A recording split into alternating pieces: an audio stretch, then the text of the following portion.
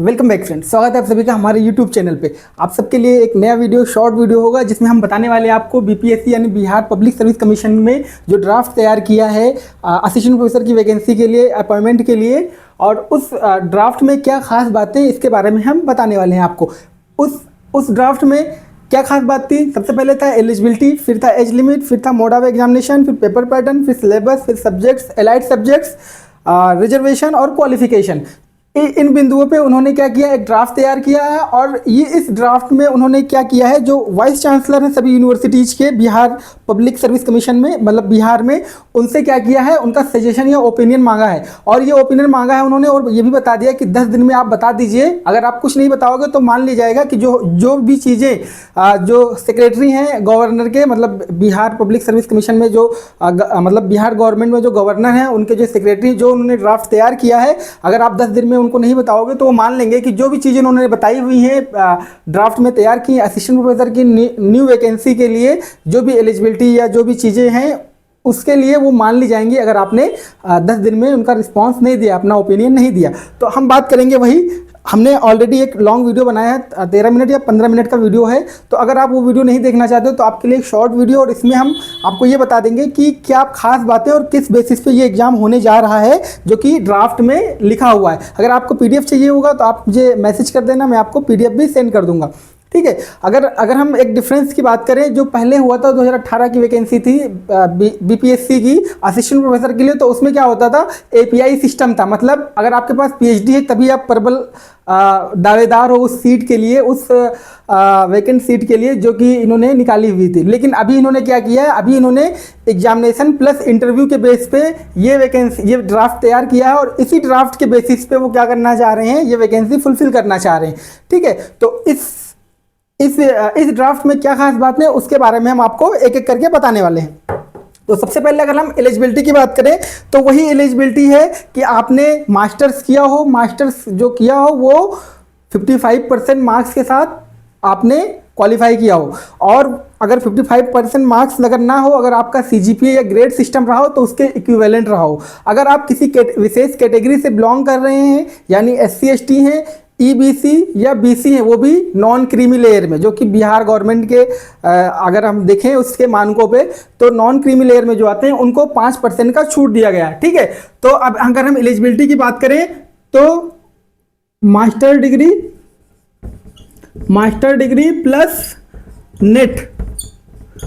Net या set, ठीक है, या स्लेट,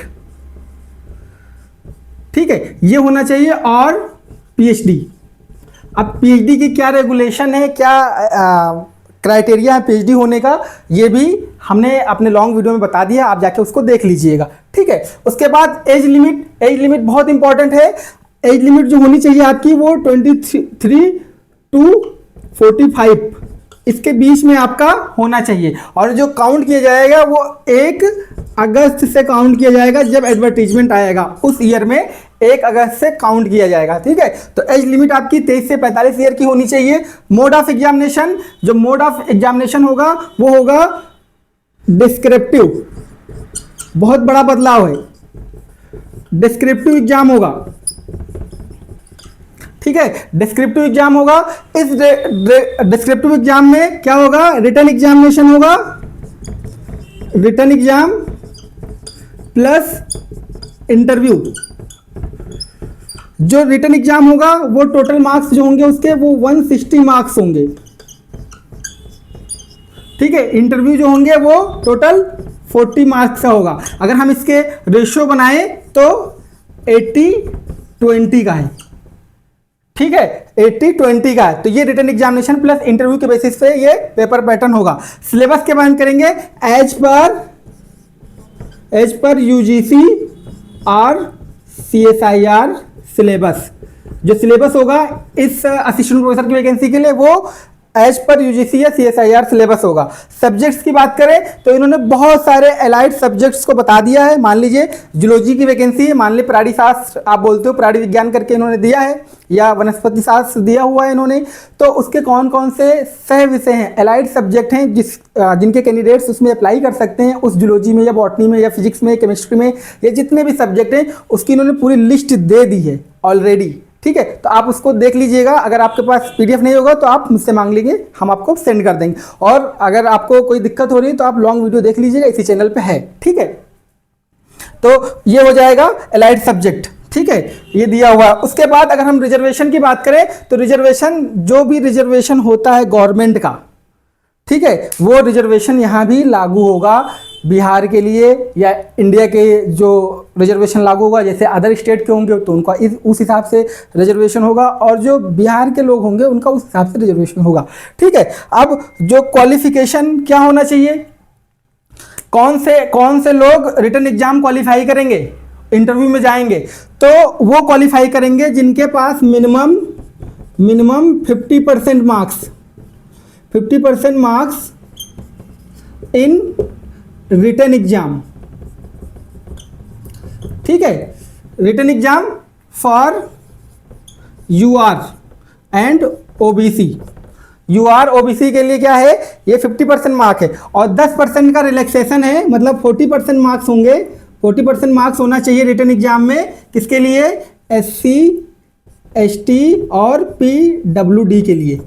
ठीक है, तो ये खास बातें थी इस ड्राफ्ट की, जो कि BPSC के थ्रू जो गवर्नर के सेक्रेटरी हैं उन्होंने जो दिया है सभी वाइस चांसलर्स को बिहार की यूनिवर्सिटीज़ में जो हैं, और उनका ओपिनियन मांगा है उस ड्राफ्ट के थ्रू। तो ये खास बात थी, और इन खास बातों को हमने आपको क्या किया है, एक ही चार्ट में बता दिया है क्या क्या होने वाला है, कैसे होने वाला है। ठीक है, अब वही बात हो जाएगी, अब इंटरव्यू में कितने लोगों को बुलाएंगे, ये तो क्वालिफिकेशन हो गया। ये 50% आपका इंटरव्यू में कितने लोग को बुलाएंगे, तो ये इंटरव्यू में जो बुलाएंगे 1:3, मतलब 3x लोगों को बुलाएंगे, एक सीट पे 3 लोगों को।